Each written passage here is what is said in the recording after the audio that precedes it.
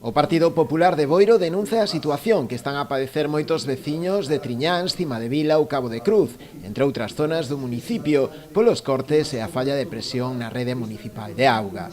Segundo os populares, trátase dun problema habitual coa chegada da época estival e o aumento de turistas, do que xa lle veñen advertindo dende hai varios anos o Executivo, pero o que non se lle dá solución. Le hemos reclamado que se hagan inversiones, pero lo triste no es que no se hagan las inversiones, sobre todo cuando hay dinero, para derrocharlo en una casa de la cultura que no le ha pedido nadie al señor Martiño. Ahí se van a invertir más de 5 millones de euros, mientras sus vecinos de Cabo de Cruz, de Triñáns, de Cimadevila, tienen problemas con la red de agua.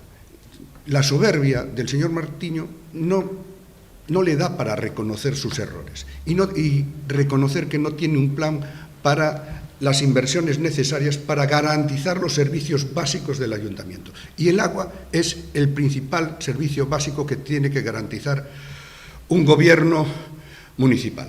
Dende o PP pensan que detrás desta situación está a idea do Concello de privatizar o servizo. Que igual que nos mintió con el IBI, diciendo que no lo iba a subir, y ahí tenemos el aumento del mismo, va a pasar con el recibo del agua cuando se haga la privatización.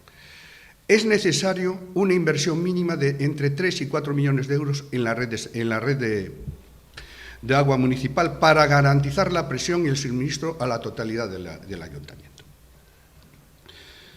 Llegará el día que el señor Martiño, al principio de la próxima legislatura, dice: no hay dinero, hay que mejorar la red y solo se puede garantizar mediante la privatización, porque esas empresas nos garantizan mejorar y modernizar la red, como han hecho en otros ayuntamientos. Esto no lo ha inventado nadie, se hace en otros ayuntamientos, así la siguiente empresa. Curiosamente hay una empresa que ya va por delante de las demás, que tiene los datos que está obteniendo de lo que se consume de agua en este concello. Por eso nosotros denunciamos que se va a privatizar el agua en Boiro y que va a suponer un incremento del 30% en los recibos del agua a partir de la próxima legislatura si sigue gobernando el señor Martín.